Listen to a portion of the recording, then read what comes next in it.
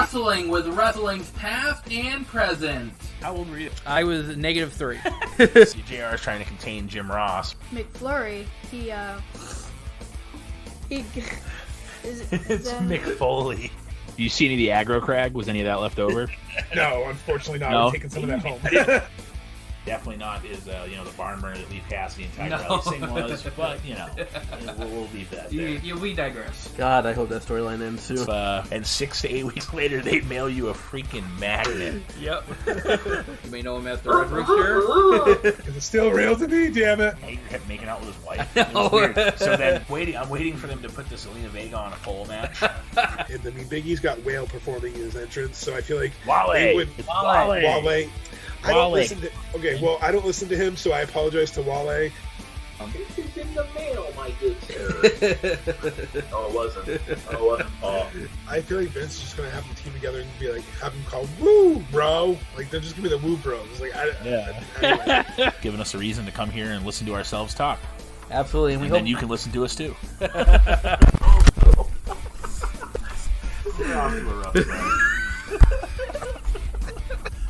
Strap on and balls only on wrestling past and present. This is Gangrel, the Vampire Ward, and you're listening to Wrestling where wrestling's past and present.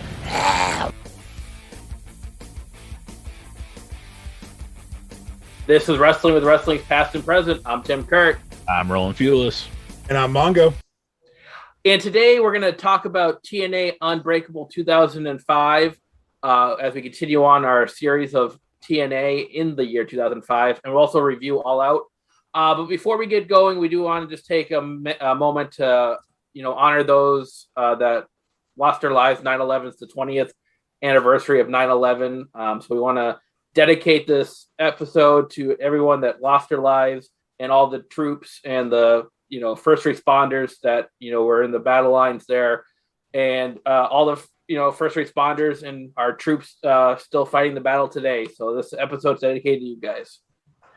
Yeah, well said. I totally agree. I couldn't agree more. I still remember where I was when it happened, and I assume that that's one of those things that, you hear people from like when, when certain things were bombed and whatnot. Like I remember where, the planes hit the towers and stuff like that. So yeah, definitely influenced our childhood, I would say. And I'm glad that nothing of that nature per se has happened again, thankfully. So we must be doing something a little bit right anyways. So, but yeah, prayers go out again to all the families that lost family members and stuff like that during that time. And, also you got to remember the one plane that went down before it got to where it was going. So it's just, it's definitely a reminder of things in the past that have shaped our present. Absolutely. It's only fitting that we at least mention our thoughts on it just because it is the 20th anniversary, like you both said. Roland and I were both freshmen in high school, so we were very aware of what's going on. We had to see it on the news, and I know Tim's only a few years younger, so he was obviously aware too. And just having to see those images, there's something that's seared in your brain. And to echo what you guys said, thoughts and prayers to the families, because it was a tragic day. And thankfully, with wrestling, sports, and entertainment, they give us a distraction to allow us to try to remember what life is about. Trying to live, and don't harp on things, but don't forget either. That's the biggest message that they always say is never forget. And how can you forget? Because it's something that impacted our lives, like you said. And we just hope that, everyone listening, even just takes a minute, sort of just try to remember that day and remember 9/12. That's a big message I can remember. Just remember the day after 9/11. Remember the unity we all came to as human beings. Remember how we all came together. It doesn't matter where you're from. We were all Americans that day. We were all together that day. So if anything, try to at least remember the day after, the unity, the bonding, the cohesiveness of the country. Because right now we're too separated as a country. We need to come back together and remember that divided we fall and, united we stand. So. Yeah, I couldn't have said it any better, Mongo. That was, great sentiment there. There's really no easy transition, to segue back into wrestling here. But we're going to do the best we can with TNA Unbreakable 2005. We've been doing this the last couple of months, running down TNA's pay-per-views in 2005. We're having a lot of fun you guys are responding really well to it. So that's why we keep doing it. So kudos to Roland for coming up with this idea. I will use my nifty little sound effects machine here if I can find the right sound effect. I was not prepared for this, but we'll give him a golf. Tim takes a week off. We've trying to make a conscious effort to do a little bit more, sound effect stuff and stuff, just to kind of lighten. Not that we're already pretty, the mood's pretty light as it is, but just to kind of make us feel better, make things sound a little different. We also, I know Mongo does a really good job of posting or having the website the way he wants it. I'm going to start taking notes on my phone, sending them to him, so we can have them on the website, just so you have an idea of what we're doing. Not that I used to take notes on a pad for a while at the beginning of the podcast, and I just kind of winged it, and then we'd get done with the show, and I'd be like, I forgot this. So it's more for me. It's not, I'll share it with everybody. That's not why I'm doing. I'm not like, hey, here you go. Like, it's just, I don't want to miss anything. So it's pretty much, key spots in the matches and my thoughts during the match. So if you guys don't want to see it, fine. But we figure we'll give it to you. And like I said, it's yeah, we will. Yeah. We just have to keep evolving, and the sound effects are one way to do that. And first and foremost, welcome back, Tim. Thank you. Last week's episode was kind of a unique format. I was away for my anniversary, so thank you for putting up with the change in format last week. But we're back in the saddle again, and hopefully we'll have a as normal as we can do episode for you. Last week's a momentous week in history for both of you. We can't, Tim's wedding anniversary, Roland's perfect game, 300 in bowling. Like, how can you not come back strong after a good week like that? Good week of memories. That's true. Well, and at least this time Tim's absent wasn't because of WCW 2000. So. No. I know. I'm not going to push it. I'm going to say it once, and we're just going to move. I will say this: my anniversary weekend was wonderful. That was good. See, I teed that right up. Tim was ready for it. I am on the ball today, and it's except for 11:30 at night right now. We're recording. Yeah, it's all right. We got this. There you go. All right. So we'll get started with the Unbreakable 2005. There was two very quick pre-show matches. We'll just kind of run over them real quickly here because we don't want to spend much more time than the actual matches were. So you have Cassidy Reilly fought Jarrell Clark to a no contest in 1:56. Okay. Anybody want to elaborate on that one? You'll see Cassidy Reilly later in the show. Yep. Jarrell Clark still doesn't have a highlighted Wikipedia page, so there's that. Isn't Jarrell Clark Mongo's favorite wrestler? Wasn't that? No, it might be. He's obviously a Superman mark, right? I know Jor-El, maybe it's a playoff Jor-El, Superman's real name. But I'm sorry, but I feel like there's even independent wrestlers that I've seen that have had like one match that at least have a Wikipedia page. So like, how bad are you? You should know. I don't know. I'm going to plead the 5th, the 6th, the 7th, whatever else I can. We're wanting to talk though, because we don't have a Wikipedia page either. So if somebody wants to start that for us, do it up. Yeah. Next up is Sharkboy getting a win over Mikey Bats in about 3 minutes and 20 seconds here. I can see this, Sharkboy trying to get the crowd over because, he is a fan favorite. So I can see why he would be on the pre-show here. But, these remind me of like your Sunday night heat matches. They're 3 minutes long. So I don't think there's much to expect here. Rollins is shaking his head no. Yeah. We've said it before with Mikey Bats, like he was another failed experiment that then tried to go to MMA and just, I don't know, he was just kind of there. I think he had a cup of coffee in OVW, but I remember very little on TNA from him. And if he was there, it was just, he was usually in like multi-man matches. So I just don't think they trusted him in the ring. So I think he was just kind of there because later up tonight, Roderick Strong's coming up and he trained him. So I don't know if it was just there as like a favorite of Roddy or what. Well, and I will say that Sharkboy, like Tim said, fan favorite, always over.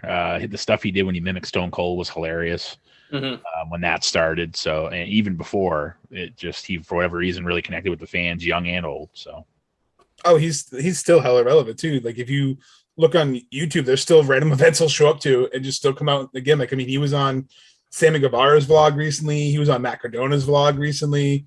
He did like an indie show. So I feel like he's smart because he can just milk the fuck out of this terrible gimmick, and I'll still pop for it because, like you said, it was funny. You know, the deep sea stunner basically, and he had Shark Girl with him for a while too. Remember? Hey, maybe you'll get lucky and he'll show up on the cruise. It seems like they're sparing no expense. So, I mean, I feel like it's fitting. I mean, we have a zombie, so we might as well get a shark. So we opened up the pay-per-view surprise. It's not just a regular match. It's a 6-man tag match. You have 3 live crew, BG James, Conan, and Ron Killings against the Diamonds in the Rough, David Young, Elix Skipper, and Simon Diamond. You know, if you've been following our TNA episodes, you know there's been some dissension with BD James as he's siding with 3 live crew or Kip James. Eventually, our last pay-per-view, he showed his colors and aligned with 3 live crew. Luckily, this match wasn't too long. It was only 4 minutes and 20 seconds. This one really didn't do anything for me. I'm not a big fan of the Diamonds in the Rough and the 3 light crew gimmick. Yeah, it was cool, but I don't think this benefited them in any way.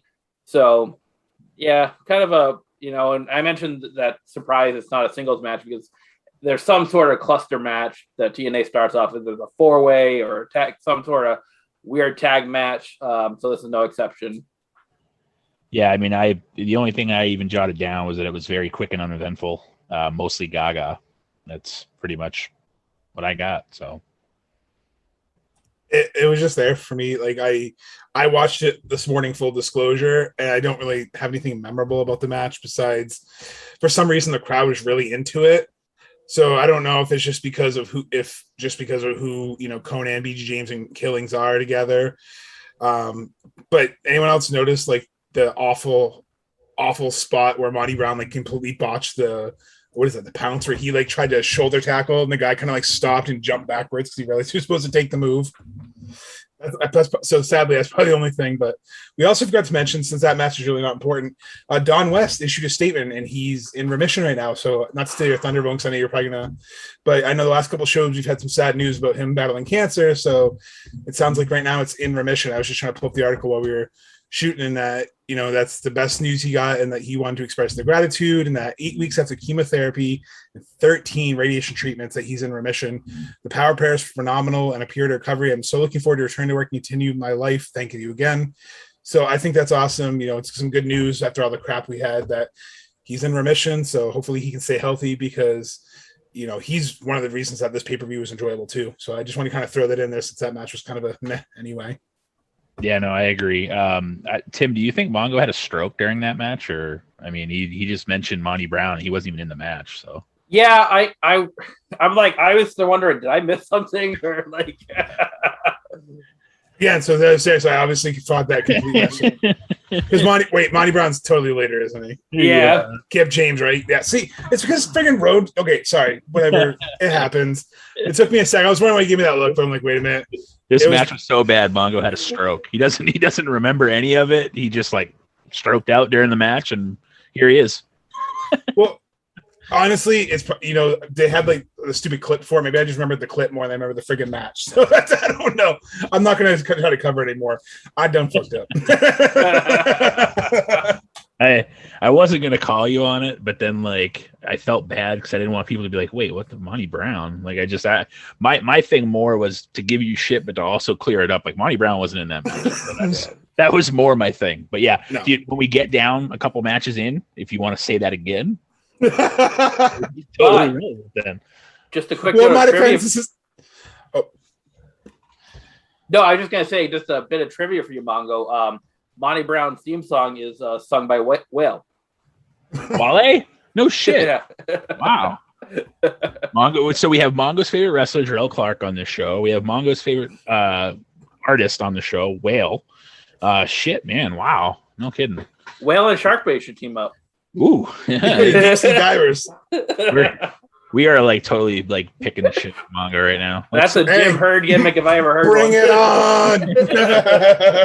He does the Shinsuke. Come on. on thing. I mean, my favorite wrestler in AEW is Tim's is, abandoned, so I can go there too. It's okay. Wow. Okay. Hey, All right. Hey, I haven't been mute for like 3 episodes, so let's not ruin the bad karma here. Let's stop the bad karma, keep the good. Let's not ruin it with bad karma. You see what that 6-man tag match though that we've seen like 16 times. You see what we've seen. We've only watched how many pay-per-views in 2005. I've already seen this match 100. That's another reason, just mental fatigue of seeing this story. Yeah. I guess.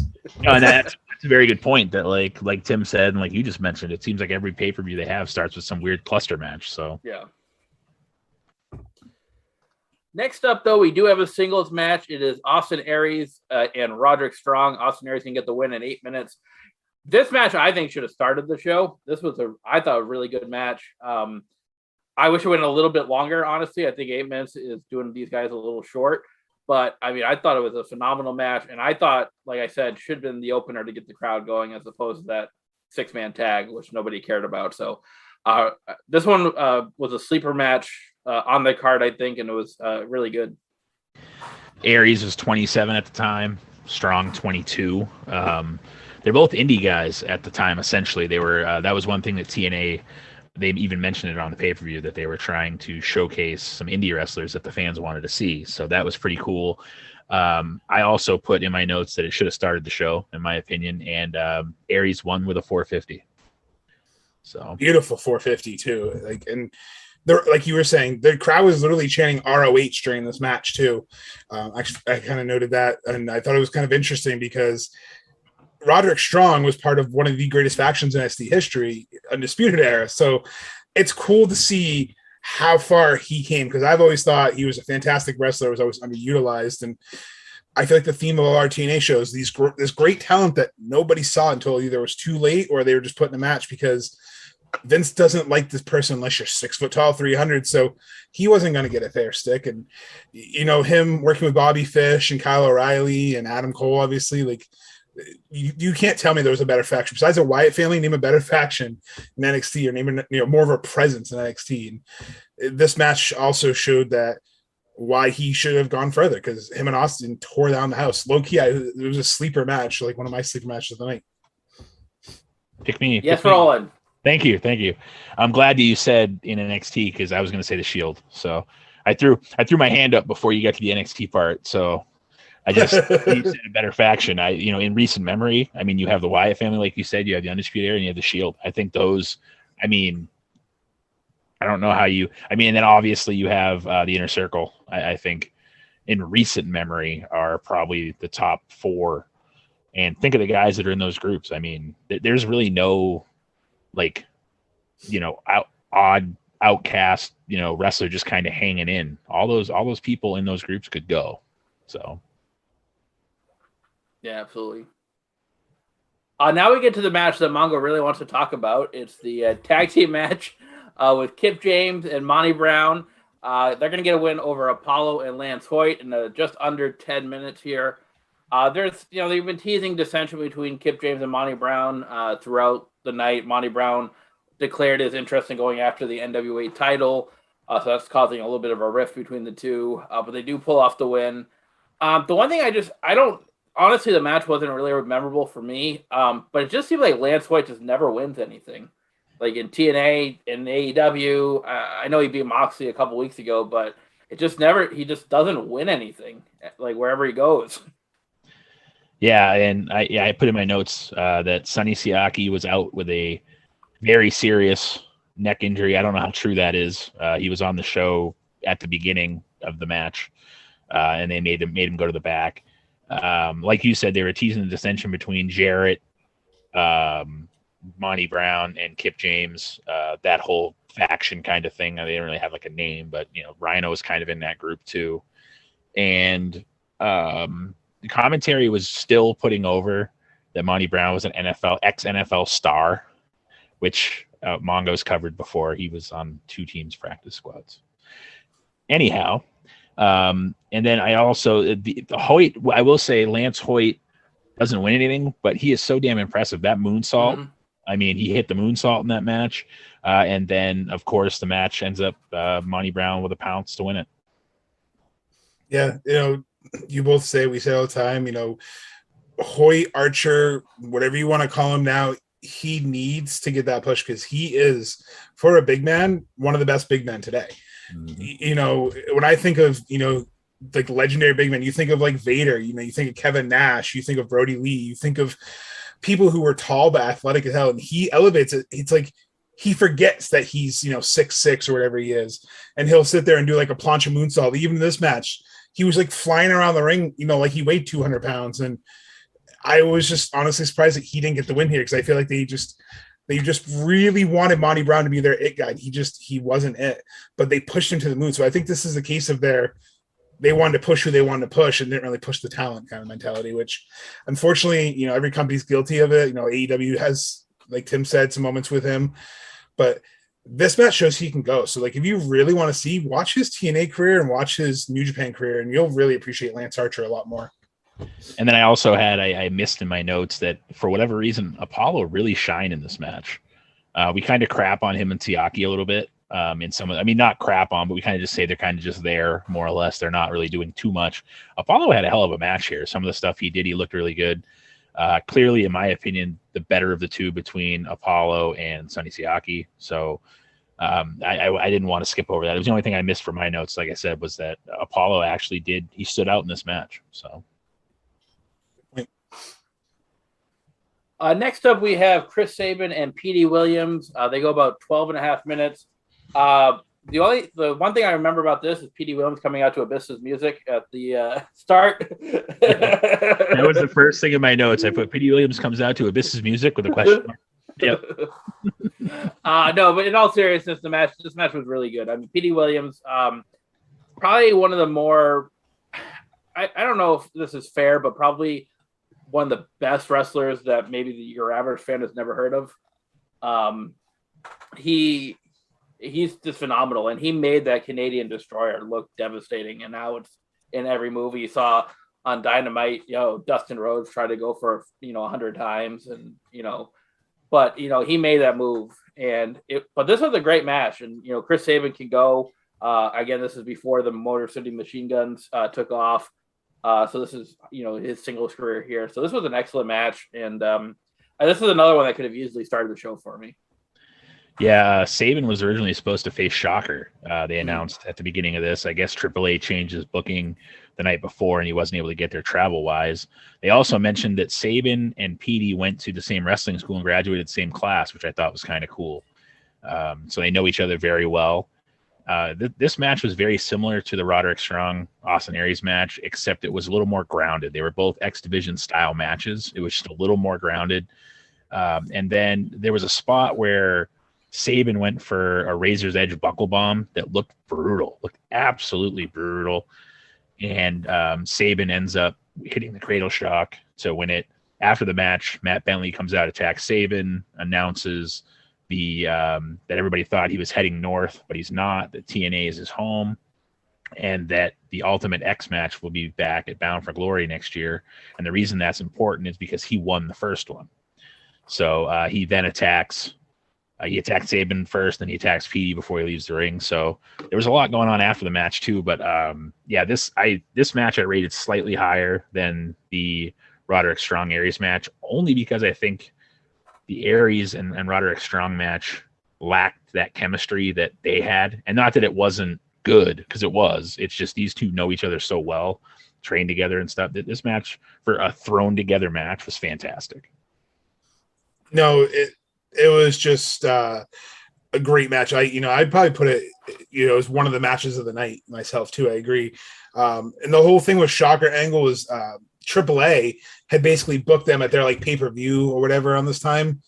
So it kind of screwed TNA because they had like exclusive booking rights or whatever from what I remember and kind of what I found. Because I was curious about it too. I'm like, well, that seems a little sketch, but so it seems like it was sort of planned. But this is the division that TNA was known for, the X division, and it didn't have to be, as Jim Cornette says, flippy dippy hoopity dooba. It was literally just great wrestling, and they're both technical. And like you said, they had chemistry, so they were more willing to trust each other, especially with that buckle bomb, like you said. Like I audibly was like, oh, like when he did that, because it just looked so gnarly. And then he was gouging his eyes, and just the match was brutal, and it definitely showcased both of these guys' talents, and it showed why Chris Sabin can still go today, why the Motor City Machine Guns, when they eventually became, are one of the best tag teams in the world, because they have someone like him, and that's a technical mastery in the ring, And Sabin was only 23 at this time. That's the most mind-blowing thing to think about all this, is that you have some guys like Roderick Strong, 22, Sabin, 23. That's another reason for my notes, is that we always seem to like mention how old people are, and like we kind of guess. We usually get pretty darn close, but I've been trying to jot that down too. But yeah, mind-blowing to think that, Sabin's 39 today. He was born in 82. Like crazy, just crazy stuff. Yeah, it's hard to believe that, we're covering 2005 and that was 16 years ago. Like, it's just time flies. What's crazy though, too, just last note before we go on to the next one, the whole Matt Bentley thing, dude, no one thought you were going to WWE. Like, let's be realistic. Yeah, you're the cousin of Shawn Michaels, and you milked that, and the announcers milked that, and everyone milked that for all it's worth. It's like, it could be like a 15th cousin twice. I have cousins I don't even know. So it could be one of those situations where it's like, yeah, we're a cousin, He's like, yeah, cool. I have no idea who you are. Or I trained you. Yeah, cool. And they were milking that like they were best friends and that he was the next Shawn Michaels. But he's talking about how he wants an Ultimate X match at Bound for Glory. And that's because it's like his match. You weren't even really relevant in the run between Bound for Glory. So I don't understand the booking here. So I just want to mention, like, this, it was a whole, are they just booking it because he's Shawn Michaels' cousin? Is that literally the only reason he's getting a push? Yeah. You're probably not wrong. Next up is a no DQ match between Abyss with James Mitchell and Sabu. Match goes 11 minutes and 30 seconds. Again, if you're into the no DQ matches, hardcore matches, this one's for you. I mean, Sabu is a legend in these type of matches. And, Abyss was TNA's monster at the time. So I found this really highly entertaining for what it was. It's not supposed to be a pure technical wrestling match at all. So I enjoyed this one. I think card-wise, I think it's probably perfect for what it was in the middle of the card. I'm not the biggest Abyss fan in the world. I'm not a huge fan of his gimmick, but he does put on entertaining matches. So I thoroughly enjoyed this one. Yeah, it's one of, like Tim said, it's one of those things that you can put in the middle, that you don't have to be a pure wrestling fan, or you don't have to be a pure like hardcore fan, but you can still enjoy both styles. It's one of those that kind of blended together, because it wasn't all, it was mostly that, but there was still some actual wrestling in there too when it started off. It was funny that Mike Tenay and Don West were both mesmerized by how Sabu just showed up. How did he get there? Oh, the lights were out. Clearly, he came down the ramp, got in the ring, and stood up. Like, I mean, I thought it was funny. They're like, "Oh my god, he just appeared." Yeah, sure he did. Sure, yeah, sure, yeah, yeah. So he's a wizard. Yeah, no, that didn't happen. I also noted they went through about 20 tables. It seemed like in that match too. Sabu broke one of them setting it up. He broke like the leg part. He like flung it open and like fell apart. And then Sabu, that belly to belly. Oof. Oh, yeah. At one point, Sabu almost broke his neck on a senton attempt onto Abyss on the tables. Like the way he fell, like he got folded up pretty hard. And the shock treatment that Abyss gave Sabu later on in the match that move looks so brutal. It's pretty, for people that don't know, it's pretty much a torture act where he then sits down. He kind of jumps and sits, and the guy just kind of bounces, and it just, Sabu took it. It looked brutal. And then what's a hardcore match without thumbtacks? Yeah. So Abyss hits the black hole slam for the win on a pile of thumbtacks. A springboard Sabu into the black hole, which is a pretty cool finish, I will say, onto the tacks for the win. I mean, booking-wise, I can see why they did it. This is what was cementing Abyss as a monster. This is what he was destroying people, and then he's destroying a hardcore legend in his own element. So it was very smart booking-wise, because Sabu was just obviously known for ECW, known for doing some crazy shit like the Arabian Facebuster he did, and like just like you said, almost breaking his neck, getting literally suplexed over the top rope through the tables. Like he's crazy, and there's a reason why he's broken his neck 100 times, and there's a reason why I joke around that he's Botchamania's favorite darling, because the dude takes such crazy risks, and then it's like he doesn't care if he kills himself. And then you have Abyss, who's just legit a monster, who's throwing Sabu like a rag doll. Like you said, the shock treatment just there's no way they cannot suck. Like you said, they bounce off his shoulders like pure meat first before they hit the ring, and Sabu just hit it like a rag doll. Next up, we have Bobby Roode and Jeff Hardy. They go just over 9 minutes with Bobby Roode getting the win due to some, outside interference and some shenanigans here. I thought the match itself was actually really good. I wish they could have gone a little bit longer. Two talented guys. I think Bobby Roode is probably one of the more talented guys that came out of TNA that had a run in WWE, and I think he's probably underutilized in WWE. Well, he is. I'm not, But Jeff Hardy, this was his first match in 4 months. They said he was suspended by TNA management. If you recall, last show he was ordered to show up, and he did. But I thought this match was really good. One of the things I liked about this show is Team Canada, like all the members of Team Canada had their own match. So it wasn't a big tag team match. I'm sorry, I lost my train of thought there, but they weren't all in the same match together. They all had their chances to shine. And I actually think that makes the storyline a little bit more bearable when they're all in one-to-one action. So I did like this one. Yeah, it was a divide and conquer sort of thing for yeah. That was their approach at it. Is it just me, or did it seem like Jeff Hardy had the gender reveal pink chalk on him? Well, I thought he was bleeding at first. It made it look like he was bleeding, but yeah, then you realize this is like his face paint or whatever he puts on himself. It was on his arms, his shoulders, and it was weird. Like I said, it looked like someone threw one of those gender reveal baseballs at him, and it just oh, I gotta go to the ring now. It was weird, really weird. Yeah, and I gotta say it. How the fuck did they swing and miss on Bobby Roode in WWE? Even on NXT, he was super over. When he was with Beer Money in TNA, he was super over. How the fuck do you miss on a guy like Bobby Roode who's charismatic as hell? This match showed he took a shitty gimmick and he rolled with it. He can work with anyone in the ring, and he can protect people in the ring too, because Jeff was doing some pretty risky shit, and you could tell he was protecting him. So how do you miss on a guy like Bobby Roode?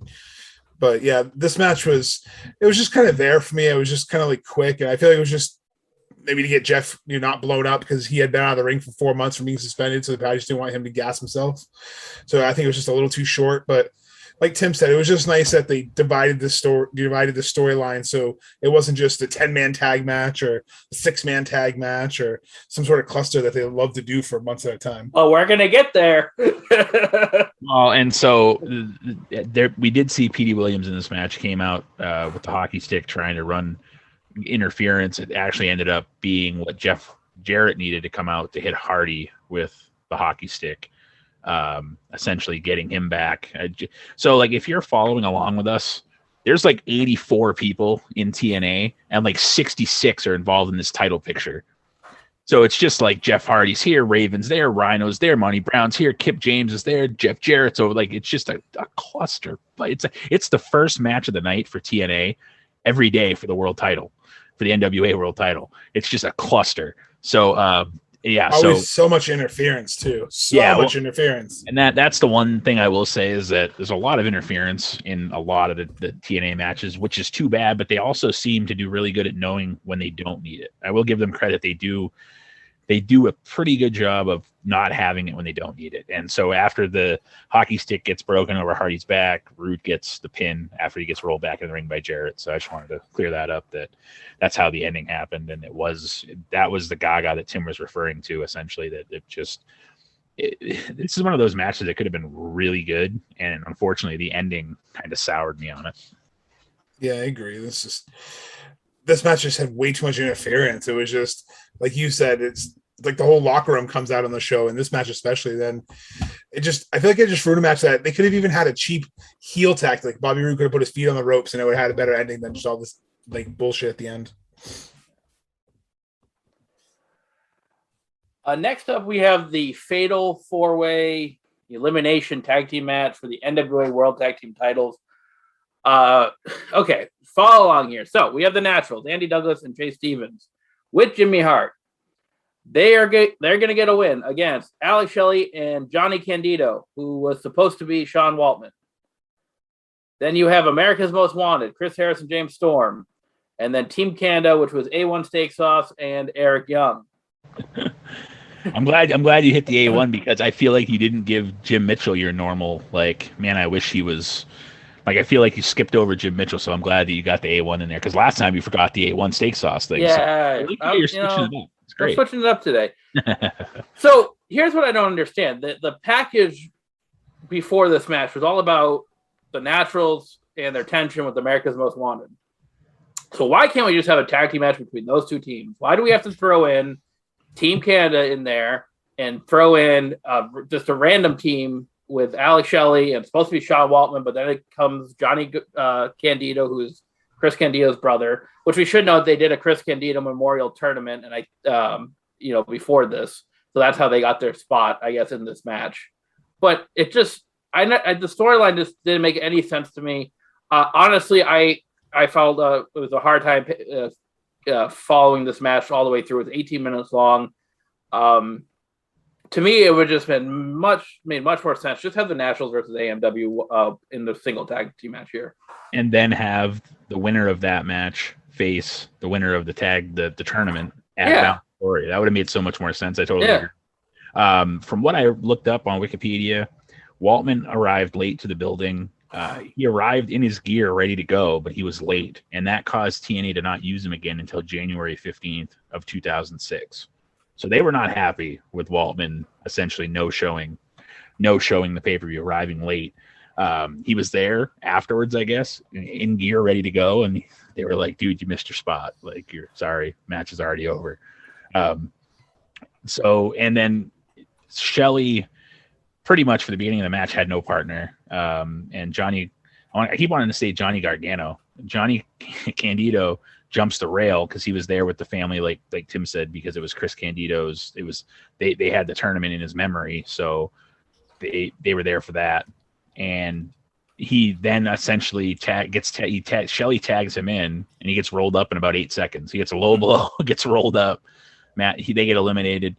And then after that, you have Harris gets hit with a hockey stick. Wow, look at that, more hockey sticks. And he gets rolled up, so AMW gets eliminated, and then the Naturals hit the Natural Disaster to win the title. So, Unbound Typhoon. Yeah, they call it the Natural Disaster. That's what they call it. That's their finishing move on Team Canada. They hit it on A1. I believe it was A1. It might have been Eric Young. I can't remember, but one of the two. I didn't put that in my notes because I didn't really care. But yeah, no, this was other than trying to keep it in order. That was the only reason I took notes because, like Tim said, this match, A, it was too long. B, it made no sense. At the beginning of the thing, they had the thing with Larry Zbyszko talking about like why it made sense, but it still didn't make sense. So it's like, okay, whatever, it's fine. But it's a typical, like Tim said, wait, we'll get there. It's the typical clusterfuck match that TNA always has at least one or two of, and this was the second one. I nominate this for our weekly clusterfuckery award because that's exactly what this was. A lot of gaga and a lot of bullshit, and just there was a lot of suspensions in TNA in 2005. So I tried to look this up. Like, I'm pretty sure Aries was suspended at one point for being like 4 hours late to a pay-per-view. So like, they just obviously had no, management. I think that's what it really was. I think Dixie was in over her head. Jeff Jarrett's wrestling, so he's not really working the, VIP role. They probably didn't have a good talent relations because, Jeff Hardy, no showing pay-per-view. Sean Waltman, Austin Aries had some issues later on. There was another person who was like 4 hours late too. They also suspended. So it's just like, you've had like 5 or 6 people just no show your pay-per-views. Like that's terrible. You need to watch who you hire or find a manager or something. But yeah, this match I honestly could care less about. I didn't really write much down. The only thing I did notice was I probably popped more for the fucking fans holding the A1 steak sauce in the crowd that they focused thinking of Tim's reference than the entire match itself, because pretty much all they did was this whole match was just try to kill Eric Young with a barricade. They've heard me on this podcast and went back in time to the pay-per-view. They really are wizards. Yeah. Sabu sent them there. Oh my goodness! I get it. We got to go back to 1965, Monty. Yeah. And then so you also have like if Waltman doesn't show up. Okay, can't you just say that Shelley can have the match later? Right. You don't need to like it just you could have been like, hey, Waltman is injured and can't compete, or Waltman wasn't able to get here, so we know you won this prestigious tournament that we named after someone who just passed away, but instead we're gonna besmirch, use a William Regal term, besmirch his honor by having you go out there and compete as one guy. It was Good luck. yeah. Good luck. High five. Yeah. Like it doesn't make any sense. No. And probably my only complaint of 2005 TNA so far is just, I think we're all in agreement, how they booked the card, like the match placement, and just they don't know how to do multi-man matches at all. Like anything over 3 people, and they're like, well, what do we do? Weapons, barricades, interference. I don't know. Mongo just turned into fucking Yogi Bear over here. Hey, boo boo. What do we do? We need to get a box of gimmicks. It's really late. It's 12. It's midnight as we record this. Give me a break, guys. Speaking of gimmicks, though, we have a Ravens Rules match to talk about next. Quick, before you get into that, we had the Abyss match with Sabu, right? Yep. Was that Ravens Rules too, or was that I don't? Yeah. Basically, Ravens Rules is a no DQ match, just with a fancy name, I guess. I don't know. I don't know what it is, but this is for the NWA World Heavyweight title. Raven going to get the win over Rhino in about 15 and a half minutes. The Pizza Cutter, our friend there, made an appearance in this match. Again, it's your hardcore match for the world title. This has a lot of ECW vibes to it. Both of these guys, ECW, stars. So, I mean, that's basically what it was. It seems like they've tried to TNA seems to try to recapture some of that magic from ECW in the last couple of pay-per-views. And I know later on they would have, what would they call it, 2.0 or something like that later on as the ECW basically revival. But, I thought it was entertaining. It's not one of my matches of the night per se, but I thought it got its point across, and I thought it was not the best title match in the world, but it was okay. Yeah, at one point Raven gets Nick Gage's Pizza Cutter. I mentioned that if you were listening. Hold on. Cuts open Rhino, and then we had the staple gun. So I assume because there was a Pizza Cutter and a staple gun, that's what made it Ravens Rules. It was just slightly different. It wasn't like tables and no, it's his Kmart shopping cart that he brings to every fucking hardcore match he does. Oh, maybe that's it. You know what? I didn't think of that. Maybe you have that cart has to be there. But I mean, he retired and Kmart went out of business. Coincidence? I think not. That's a valid point, actually. But I mean, there's more Gaga at the end of this where I keep wanting to call him Orange Cassidy. Cassidy Reilly comes out and tries to distract. He ends up distracting the ref when Raven's trying for a pin, which that backfires. Then you have Jarrett come out, tries to hit Raven with the title belt. Jeff Hardy makes the save there. And then Jarrett ends up getting the Raven effect. And then Rhino gets a Raven effect and gets pinned. So Rhino loses, Raven retains. That's pretty much it. I mean, it, like Tim said, it wasn't anything fantastic, but it wasn't anything terrible either. It was entertaining enough to keep you invested in it, but there was still a lot of Gaga and whatnot that you probably didn't need as much of. But for whatever reason, it didn't seem like it took away too much from the match, as the Gaga and some of the other ones took more away from the match. So that's pretty much it. I mean, it was a fun match, but it's just like, we don't need 2 hardcore matches on the pay-per-view. That was it. It's like we already saw a really good hardcore match, so it's, what are you going to show us really different? Surprise, surprise, more interference. And just, I'm sorry, but Raven is the champion. I know it was cool to give him the title, but he wasn't really a believable champion. And then Rhino is not really a worthy contender at this point. So it's like, you didn't really take this match seriously, because it's like, well, they're not giving Rhino the NWA title. No offense, Rhino. Like, I know you could, gore me out of my fucking boots, but like, no, you're not carrying that strap. It's just, I don't understand how this match was even booked. And then to make it a Ravens Rules, like you said, because it was slightly different, like, you can put frosting on a turd, but it's still a turd. Like that's what this match was. I'm gonna be honest. It was just there. It was fun, but it was just there. That also brings us to the next question. What's the difference between a Ravens Rules match and a Monsters Ball match? I don't know. A Firefly Funhouse match yeah. or Nigerian, whatever that drum match. Like, yeah, drum fight or whatever the hell it's called. Yeah. It's just fancy. Like you said, it's like putting a bow on a turd or frosting on a turd or what. It's just, ooh, this is a cool gimmick match. Let's give it a name. It's like it's a fucking hardcore match. That's all it is. That call it what it is. Extreme Rules, hardcore, whatever you want to call it. That's what it's not Ravens Rules, and it's Extreme Rules. That's what it is.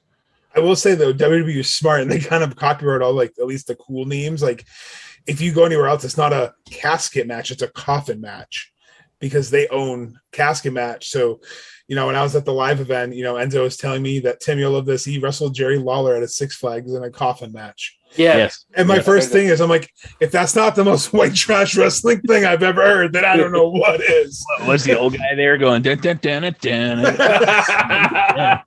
That was I didn't go. That was the intermission show. Like, and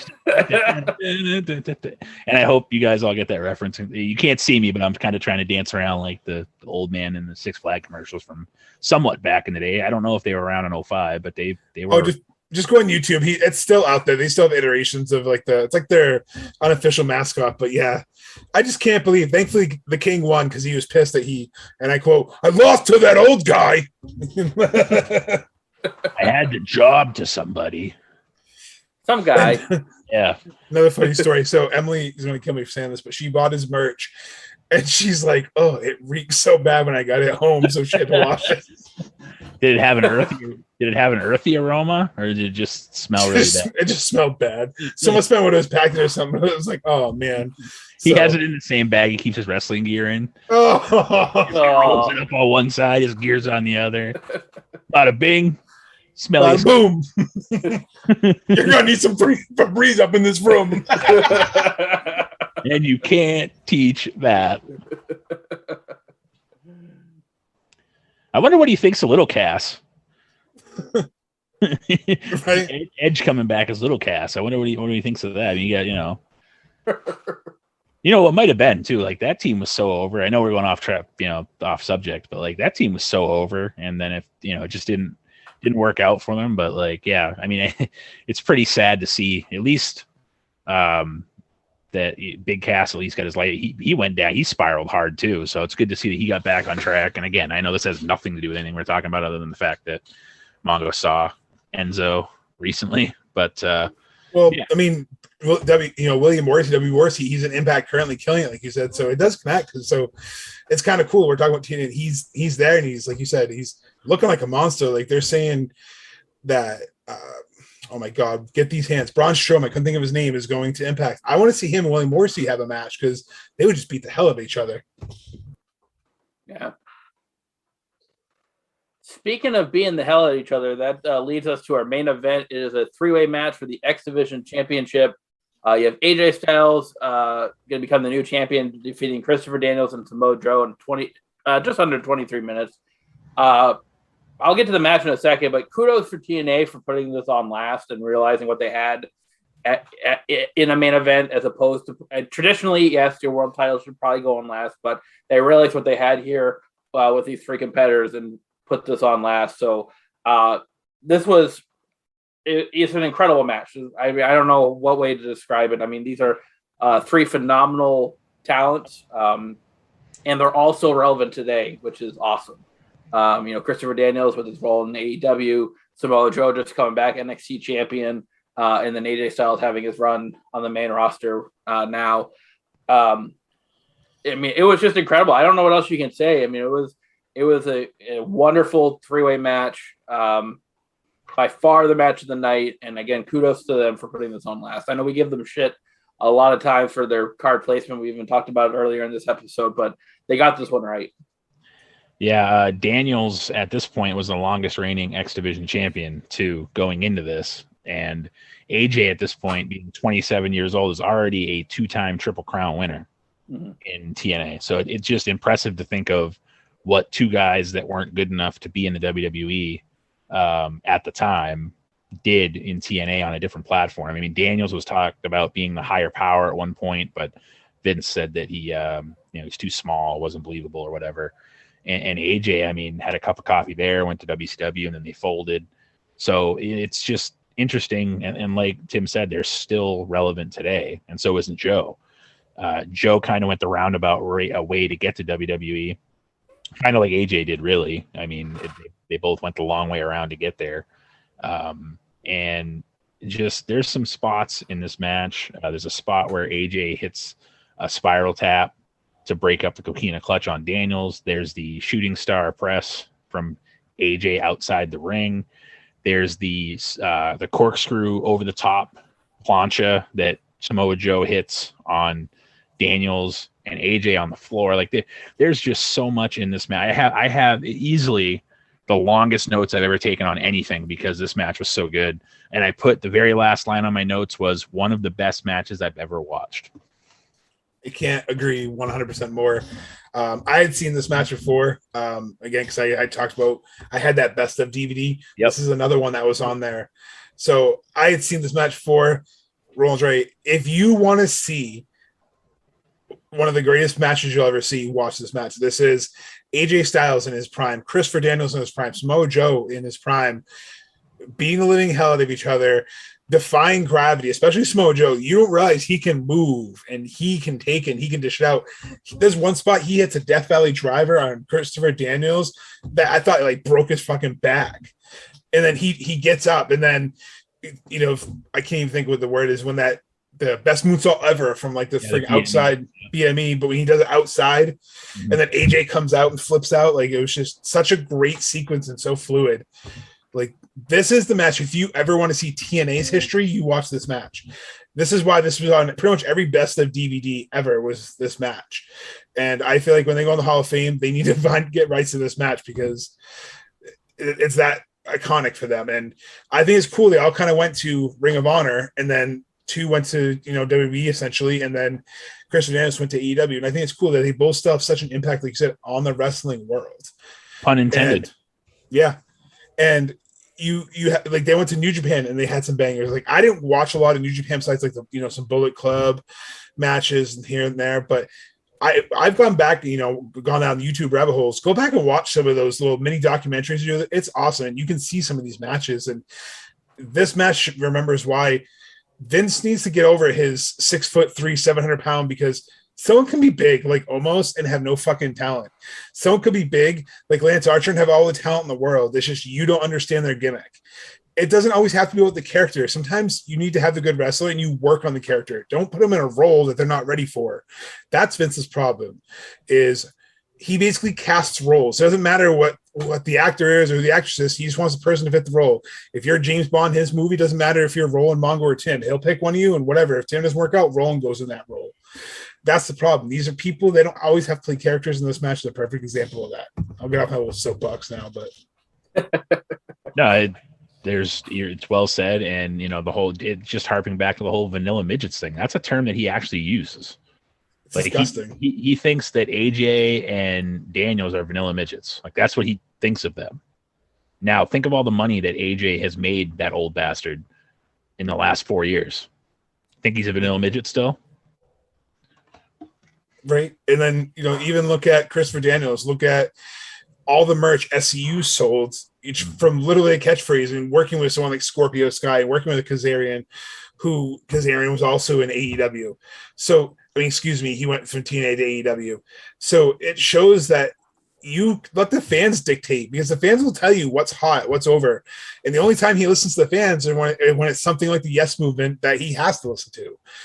I'm not saying let the fans write the show, but read the fucking room. And this is the kind of match that fans got to, missed out on. So go back and watch this, because if you call yourself a wrestling fan and you've never seen this match, you're doing yourself a disservice. And Daniels now is technically the head of talent relations for AEW.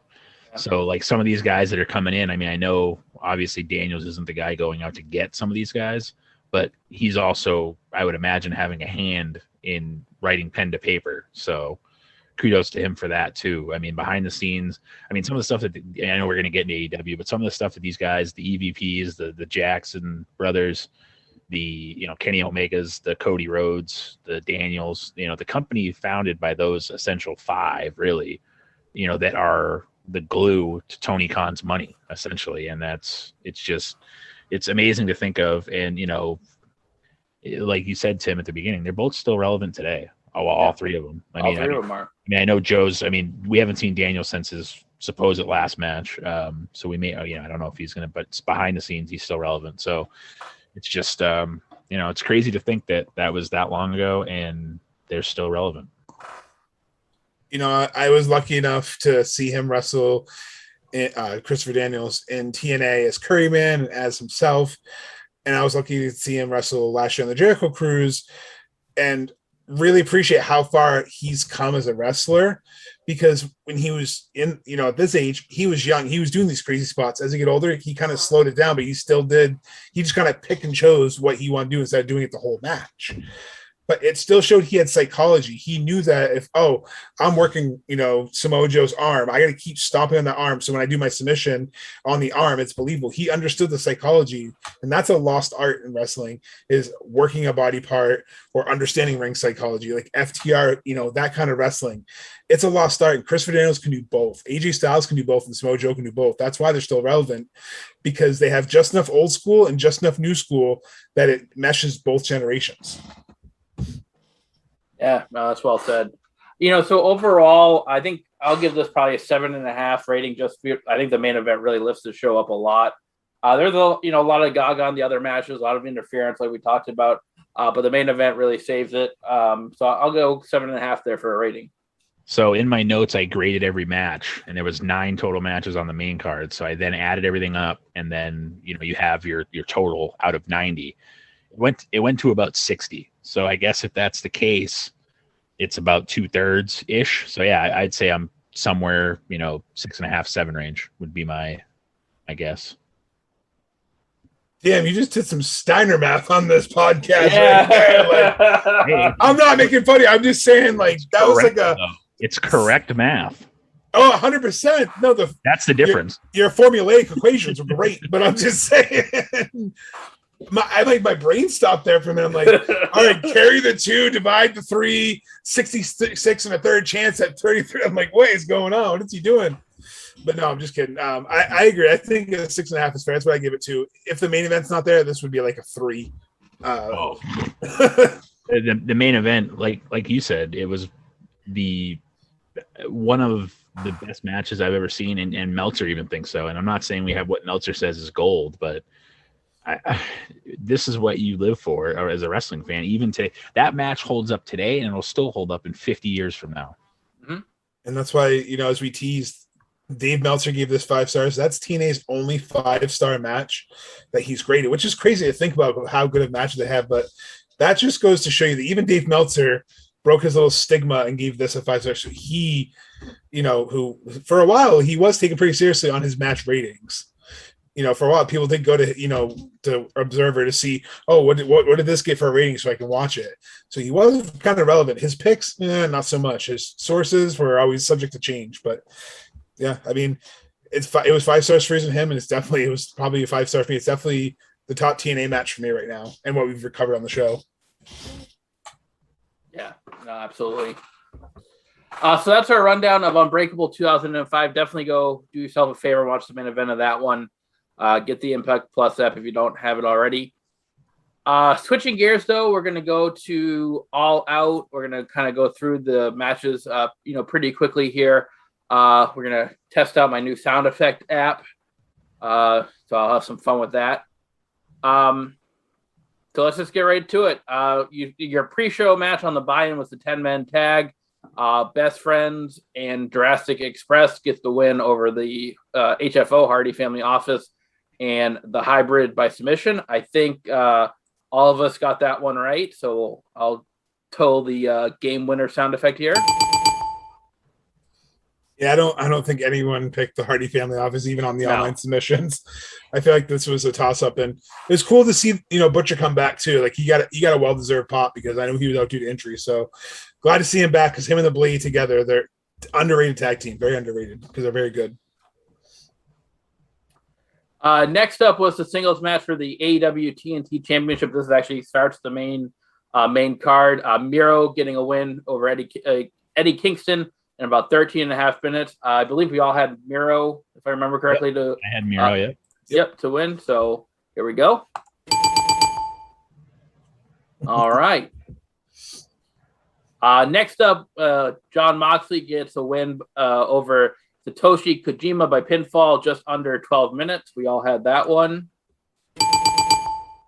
And then Minoru Suzuki comes out at the end. Roland and I had no idea who he was. Mongo had to fill us in there. Yeah, I mean, that's one thing I will say is that Mongo's a little more versed than we are in the Japanese New Japan that world than us. So that's another good thing that he's on the show, because Tim and I would have been like, who the fuck is this guy? Like, we looked at each other. We're like, who's this freaking old Asian guy? Like, I don't know that. And I'm just saying, we both were like, who's this guy? Like, and then Mongo pretty much filled us in that he's like the Asian version of Terry Funk.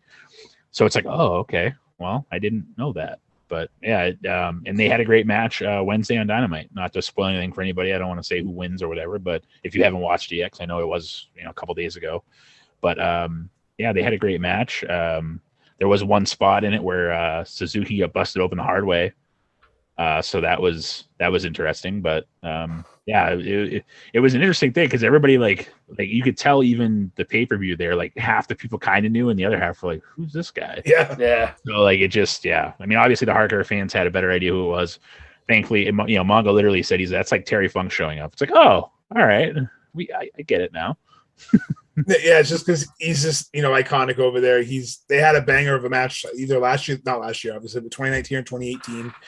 So I was like, oh, so it's kind of like a little like, I kind of know who you are. So I'm like, I'm gonna throw the guys in because I feel like they're both gonna be like, who the but and they just keep getting older. The Asian guys that Moxley fights, and again, I'm not trying to I'm just using that as a term. It seems like all the guys from New Japan that he fights that are of Asian descent get older as he keeps going. So is there like a 60-year-old guy that he's now going to fight? Because I mean, Suzuki's 53. I'm telling you, Tatsumi Fujinami. Yeah. You never know. I mean, I think it's a cool story. It seems like he's just kind of like working his way through the ranks, and Will Ospreay being booked, alongside Chris Jericho, and essentially Switchblade coming to Impact where they have the crossover. It sounds like they're really trying to get the stars of New Japan Wrestling to mesh with AEW. And that'll be cool for us fans because it'll expose, people who haven't seen them to a whole new audience. And then someone like me who's kind of heard of them, I can be like, ooh, I can see what the hype is. And then the hardcore fans can be like, holy shit, this is great. So it's great because it helps bring you into what wrestling should be, working together and giving the fans the best. Because I'm more willing to shell out, $50 for a pay-per-view if there's going to be more than just a standard Gaga that we're always used to seeing. Yeah. Next up was the singles match for the AW Women's title. Dr. Britt Baker going to retain over Chris Statlander in about 11 and a half minutes. We all had that one. All right, this is cool. Anyways. It'll be even cooler when we actually have to give our picks. So when we get to the ones we pick differently on, Tim, just give your pick and then we'll go because I don't want you to spoil it. Yeah. Well, actually, that's a good segue because this one is a match that we differed on. The steel cage match for the AW World Tag Team Championship. First of all, what a hell of a match this was. This was a brutal match, physical match, but a lot of pure wrestling, a lot of high spots. It was insane. Go back and watch this one. Definitely delivered. I unfortunately picked the Young Bucks to win this match, so I have to do this. I picked the Lucha Brothers. I felt like it was their time. You can't keep beating them. And I know we're not supposed to elaborate too much, but you can't. It seems like every time they're like Lance Hoyt, Lance Archer, whatever you want to call them. It seems like every time he gets there, he just gets beaten. So like I felt so good about it. And I know Mongo and I are on the same page there with that. Not to spoil it, but like I'm so glad they went over. And yes, Tim, just like the triple threat match from the pay-per-view we just reviewed, this match had the same feeling to it. It was probably one of the best tag team cage matches I've ever seen. And I'm not just saying that because I'm an AEW market. every element. There was color. There was use of the cage where it looked like it was painful. There was the high spots. There was the using of the cage in ways I didn't expect coming. Like when he friggin' like Matrix ran across the cage and came around. The friggin' Nike with all the thumbtacks that he just kicked the living shit out of the Young Bucks on the awesome spot where he tried to save his brother. So you had storytelling, you had color, you had great technical wrestling, you had great high spot wrestling, and you had a story that paid off with the Lucha Bros getting a very well-deserved tag team title run because they're two of the hardest workers I think I've ever seen, and Ray Phoenix defies fucking gravity. So who did you pick for the record? For the record, I picked the Lucha Brothers. I know Tim was waiting to do that sound effect. I know. Next up was the 21 Women Casino Battle Royale for a future shot at the World Women's Championship. Ruby Soho last eliminated Thunder Rosa to win. I had picked Jade Cargill to win this match over Thunder Rosa, so I got the runner-up part right. But as far as the actual winner goes, I will have to give myself, unfortunately. I too did not get this right. We did mention that Ruby Soho would be there. I will give ourselves credit for that one.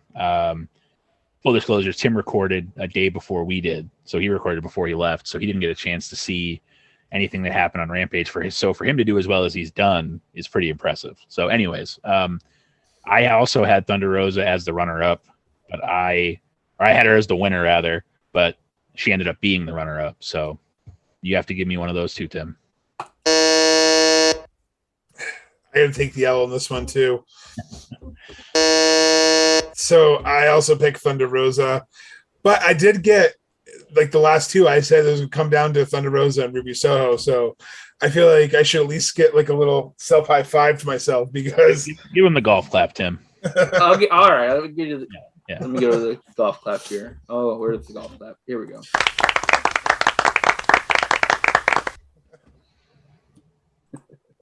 Mongo took a bow and just wiped his monitor out. I don't know if he's coming back or not.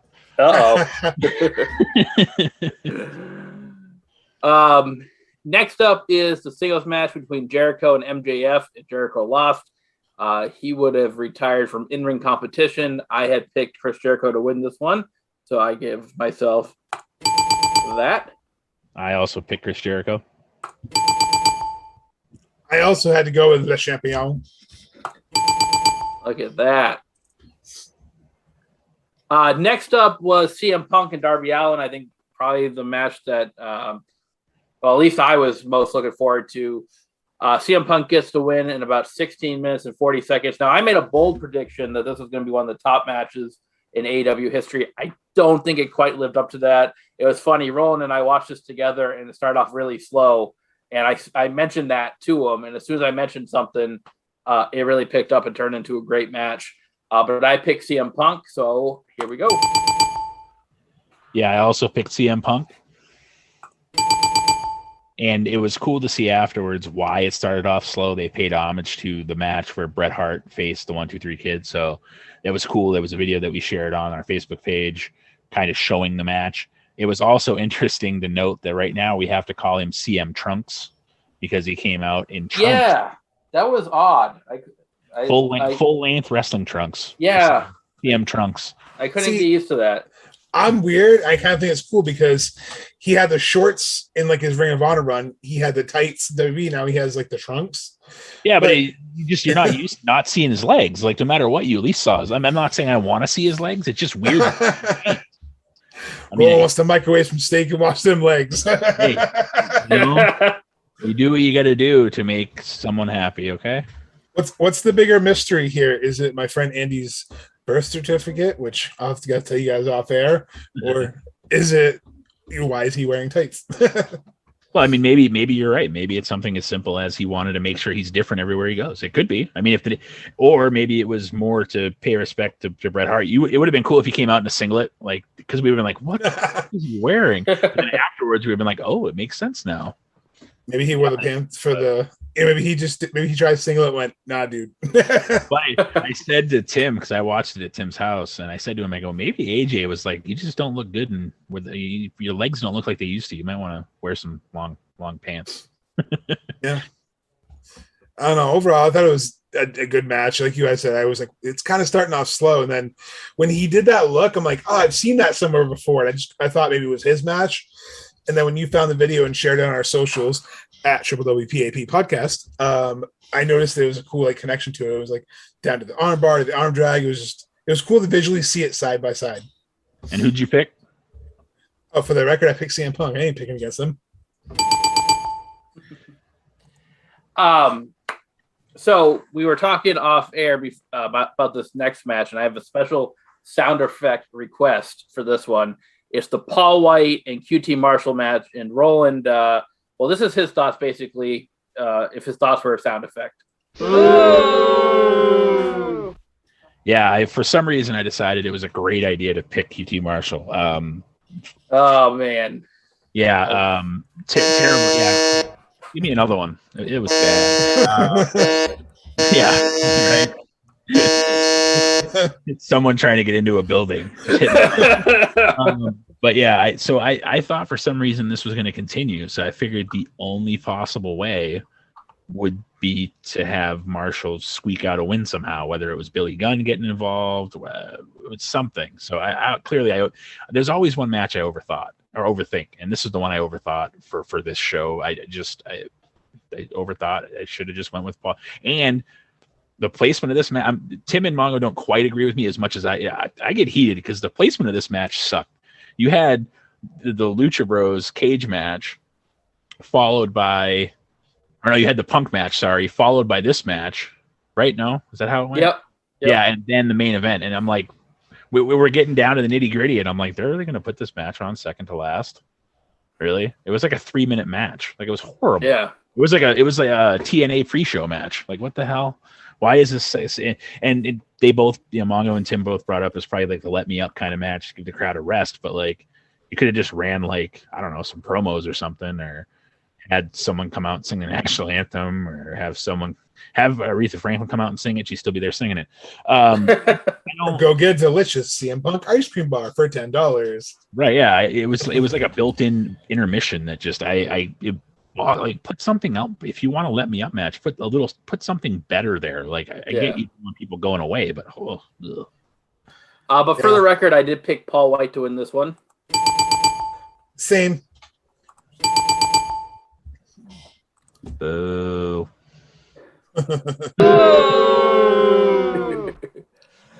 Next up is our main event.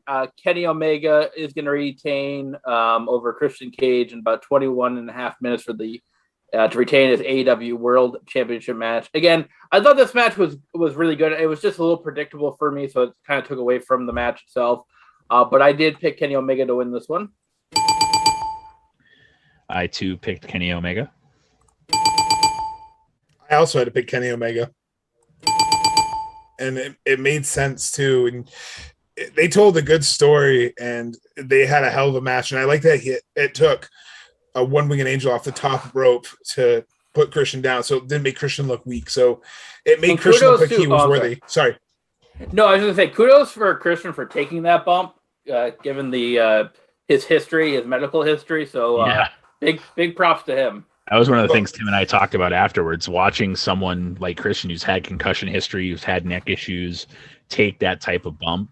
It just shows you how invested in the product he is, because if he wasn't, he wouldn't have taken it. And not that it was unsafe. I'm just saying that no matter, you take a one-winged angel from someone standing, you're still about 6 feet in the air when you come down. You get on top of a turnbuckle, you're adding, 5 to 6 feet dependent. That you're coming from 12, 13, 14 feet in the air. So, and again, I'm not saying it wasn't safe. I'm just saying someone of his age, someone who's been out of the ring essentially for that long, just getting back, and someone with his injury history who seems to have a concussion if someone sneezes on him in the line at the grocery store. Towards the end of his career, it just seemed like no matter what he did, he got a concussion. So, the end of his WWE career. So, kudos to him. And yeah, it was just too predictable, unfortunately. And then the show went off the air, right? Like nothing happened after that. The show's over. Oh, yeah, pretty much. But it was great when he grabbed the mic and cut that promo, and he's bloody, and Christian's laying bloody because they both got cut on that table spot. And he's like, if you're a challenger to me, you're not there. You're not here. Or they're not here. Or they're already dead. Yeah. And then the lights go out. And when they said they're already dead, I'm like, Adam Cole, like, just because of the BTE gag that they killed him off. And Adam Cole came out. And can I say what a badass song? Like, his new song is a banger. Yeah. And then we're like, okay, maybe the Daniel Bryan thing's not going to happen. That's fine. Like, I'm happy with this prize. But what happened after Adam Cole? Nothing, right? They were done? Yeah, no, that was the end. Yeah, because then Kenny Omega took the mic and he said, he's going to bid you adieu. And, and then the lights went out and they went home, right? Yep. Yeah, I think so, right? I mean, I don't know. I mean, maybe I think there was some guy that, might have showed up that some people might, they might do a one-word chant for, but other than that, I don't think anything happened. That may or may not be intellectual property of Kennedy McMahon that he mentioned he didn't know. He goes, I know the fans can do it, but I don't know if I'm supposed to do it. He goes, so until we get clarity on that, I'm not going to. I can't really blame him. And that's one of those chants that's never going to die no matter what. It's going to be like the what, it's going to be a chance that's going to live forever, even if he doesn't do it. And then they'll have to tease it. But I like his new music. Listen to his music too, because I feel like that's the chant they're trying to bring back, the Ring of Honor, like, I'm going to kick your fucking head in chant, which that's in his song, just kind of like they drop off the fuck part. It's awesome. Like, ooh, I wonder if he's going to try to get that, because he kind of teased that in this promo too. He's like, I'm going to kick Kenny's head in tonight at Rampage, last night at Rampage, if you didn't see it. Yeah, no, and obviously for those who live under a rock, it was Bryan Danielson that showed up, and kudos to JR for not saying Daniel. Because no offense to JR, because I mean, we know he has slip ups, but like, he knew him as Daniel Bryan, so like, it could have been very easy in the moment for him to just be like, oh my god, Daniel Bryan's here, and it's like, I'm glad he didn't. I will give him a little crap though, because he was like, Bryan Daniels son. He's like, do I just call him Bryan? No, that's weird. Crap, what's his last name? What's his real last name?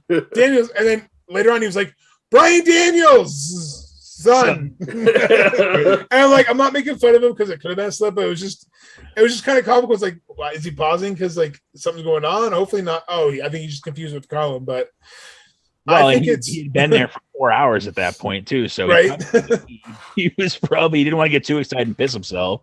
Just plus, JR, he notes on his podcast that with his condition and stuff, that the later in the night it goes, the harder it is for him to, so it could have been. And again, we're not making fun of that at all. No.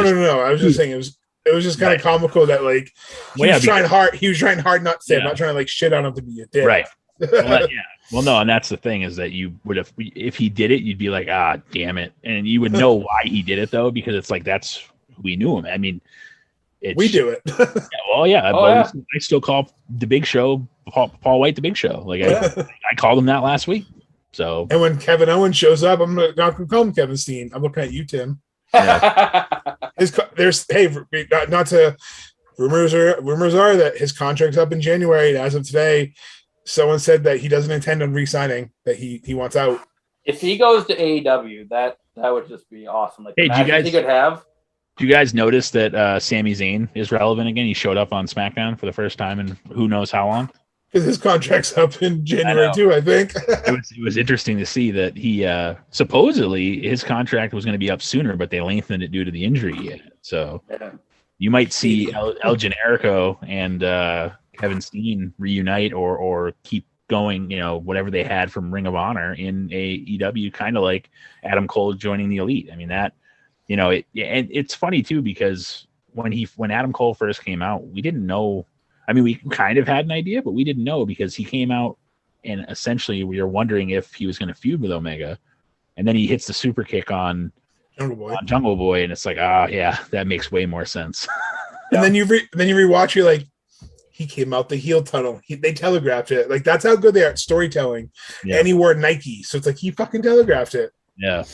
Well, and it was just interesting the way that he came out, because Omega was crapping on the competition. So like, you're wondering if like, it's like, oh shit, is he here to try to take and then like the whole time you got like, you're watching the thing and you're wondering, and they kudos to all of them in the ring. They all kept up the ruse until the cat was out of the bag. So kudos to them too, because it could have been very easy for, Smiles to be cracked or whatever, but they legitimately looked scared, and he looked like he was ready to fight, and then he took Jungle Boy's head off, and that was, story time with Adam Cole, baby, happened after that. And do you hear how loud that crowd was when he did the Adam Cole? It was just as loud Wednesday night on Dynamite. It's amazing. And, people can shit on, AEW's taking X talent. There was a good quote from the Hurricane recently where he said, that's like having your favorite sports team not sign or release a bunch of player for cap space and you getting pissed off that they got signed by another team. Again, we've noted, I'm a Patriots fan. I'm not pissed off that Tom Brady went to the Bucs. Whatever, it is what it is. I don't understand how you can be pissed off that a wrestler gets released or wants out of a company, goes to another company, and suddenly it's bad because they work somewhere else. Like, that doesn't make any sense to me. So bring it on, because I'll enjoy AEW and hopefully WWE when it gets better. You can be butthurt and just watch WWE and be upset that you're missing the rise of what's going to be a great product. And speaking of Tom Brady, the football season started off the other day. Mongo, you have Gronkowski on your team. Do you have him in? He scored no. This dude put him on the bench. I benched him for I had him benched for Noah. There you go. Yep. I had him benched for Noah Fant, and then I was like, it's a primetime game. Gronk usually shows up. I'm like, I'm gonna roll the dice. And I'm glad I did. I was like, ooh, I got good trade bait, because people need tight ends, injuries, blah, blah, blah. Mm-hmm. I was like, oh, and I'm like, oh, I won't start him. And then the first touchdown happened. I was like, son of a bitch, it's gonna be a long season. I just thought it was funny because I only have 2 leagues and I have him in one of them. So yeah, I had the same thing though, where I hemmed and hawed internally for about 2 days. I'm like, and then I'm like, you know what? I'm just gonna roll with it. And then I saw Mongo's post this morning or Friday morning. I was like, I did it. So I screenshotted it and made sure I put it in his post for the people that didn't get to see it. I was like, don't worry, I had him in. That's awesome. I don't play fantasy football, so Tim's like, I just watch football. It's fine. I just watch football. That's it. Going back to All Out, since I sidetracked us, I would definitely say the best pay-per-view in AEW history, and arguably one of the best pay-per-views in history, probably like top 5, top 6 pay-per-views in history, because from the storytelling to the matches to the surprises, it was great all around. I mean, Dr. Britt Baker and Chris Statlander low-key had a match of the year that was probably overshadowed by everything else. I would put it probably right under Bash of the Beach 2000, but yeah, I mean, I would. Yeah, it seems like we say this every month or every 3 months when they have one. They just put on a hell of a show. They never. There might be a few down moments, but they're not like huge ones. Like the QT thing is it's one moment. Everything else was actually really good, and I thoroughly enjoyed even matches I wasn't that invested in. I still enjoyed watching. So that's the big difference, is that WWE, TNA, Ring of Honor, I'm sure, Impact now as, TNA, I'm sure they all have, it seems like they all have those matches that no one really cares that much about, but you still watch them and you're like, oh, that was a good match. But that's the difference. AEW has them, and you even though you're not invested, they still find a way to get you to watch it and appreciate the match, whereas it could be a bathroom break or whatever for WWE or TNA or that seems to be the big difference, is that if there's one a pay-per-view, it seems kind of high, like that they're averaging one of them a pay-per-view. It seems like a high number. So keep doing it. Sorry. I was going to say, but if you take off Paul White and QT Marshall, name a bad match. That's the thing. Like, and that's the difference. I can go up and down a WWE card and be like, okay, there's like one match I want to see. AEW, unfortunately, sometimes they leave people off, but there's usually not matches on there. They're like, okay, that shouldn't be on the card. It's usually matches you want to see, like you said. And, sometimes they do suffer from the match order like TNA does, but I think they just seems like they keep like learning from their mistakes, and they read the fucking room. Like, they know, like, it was time for the Lucha Brothers to take the titles. They know that Ruby Soho would be so over in Chicago. They know that even though Darby Allin lost, he can still look strong. They booked this very well, and I would definitely, if you didn't buy it, just at least try to find highlights and watch it, because it was a great show. Yeah, absolutely. So that's our rundown of All Out. Like I said, definitely, if you didn't like Mongo said, if you didn't get a chance to see it, go watch the highlights of it online somewhere. Definitely worth your time. Coming up for you guys next week, I'm actually kind of excited about this one. We're going back to WCW 96, not 2000, so I'll be here. Don't worry. We're going to do Fall Brawl 96. A lot of names on the card that you know. You have DDP, Chavo Guerrero. You have Conan, Juventud Guerrera, Chris Benoit, Chris Jericho, Rey Mysterio's on the card, the Nasty Boys. And it's all highlighted by a War Games match between Team NWO against Team WCW. Again, this is the infancy of NWO. It was just formed in the summer of 96. So early stages of NWO here. So looking forward to covering that for you guys next week. Yeah, it should be a good show. And it's cool. Like I said, I like it when we bounce around like decade wise. Like we just went from 05 to current to 96. No matter what product it is, it's cool to bounce around. No, I agree. And 1996 WCW was some of the best WCW. So I know it's going to be a good show. And I always agree too. I like going, 3 different decades in 3 different weeks. Like it's fun. And, we covered Bash of the Beach 96. It's in the archives too. So if you want to listen to that to get ready for this one. But yeah, I can't wait. Make sure you're following us, please. Make sure you're reviewing us and drop, and tell friends about us because we want to keep growing because maybe we can explore doing different types of things for you. 4 different companies in 4 weeks. Yeah, absolutely. So that wraps up today's episode. I know we went a little long. Sorry, Linda. Yeah, sorry, Mom. But we hope you guys enjoyed today's episode, and we hope you guys will tune in next week for Fall Brawl 96. And once again, this show is dedicated to first responders, law enforcement, our troops on this anniversary, those that are, past and present, as this is the anniversary of 9/11. So thank you for supporting us, and we'll be back next week. Until then, I'm Tim Kurt. I'm Roland Fulis. And I'm Mongo. And this is Wrestling with Wrestling's Past and Present. QT Marshall.